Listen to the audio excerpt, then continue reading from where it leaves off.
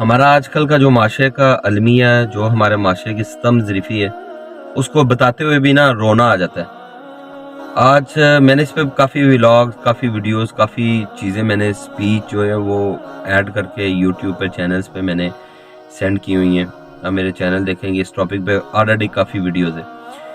مجھے افسوس ہوتا ہے اس بات پہ کہ اگر میں کسی مسجد میں جاؤں، میرا آج کا ٹاپک یہ ہے کہ ہم مسلمان کہاں پہ، ہماری مینوفیکچرنگ کہاں پہ ہے، ہماری کیا ایجادات ہیں، سائنسی تحقیقات میں ہم نے کیا کیا ہم نے۔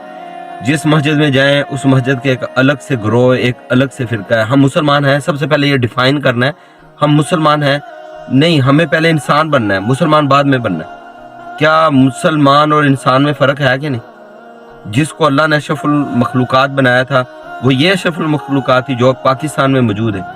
کیا ہم مسلمان ہیں؟ سب سے پہلے اس پہ آ جائے۔ میں ایک مسجد میں نماز پڑھنے کے لیے گیا، وہاں پر بڑا واضح لفظ میں لکھا ہوا تھا یہاں پہ تبلیغی جماعت کا داخلہ ممنوع ہے۔ میں خیر اندر گیا، نماز پڑھی۔ نماز جب پڑھ رہا تو وہاں پر لکھا ہوا تھا بورڈ کے اوپر، یہاں پہ رفع یدین کرنے والا اپنی عزت اور ذلت کا خود ذمہ دار ہوگا۔ اور خدا کا خوف کرو کہ یہ کس طرح کے مسلمان ہو، اور کون سی بخاری، مسلم، سنن نسائی، ابو داؤد، ابن ماجہ کیا پڑھا رہے؟ کیا ان حدیثوں میں یہ، اس کا متن یہ کہاں گئے؟ یہ مدارس والے جتنے بھی پاکستان کے ہیں، دیوبندیوں کا جو فرقہ 1856 میں آیا، سوری ٹو سے اس کے بعد آیا، اور 1906 میں بریلوی آئے، انہوں نے آ کے تباہی مچا دی ہے۔ بریلوی کے پاس بیٹھے ہیں، وہ پاکستان میں بریلویوں کے علاوہ کسی کے پیچھے نماز پڑھنا حرام سمجھتے ہیں۔ ان کے یہ فتوے ہیں کہ امام بیت اللہ کے پیچھے نماز پڑھنا حرام ہے۔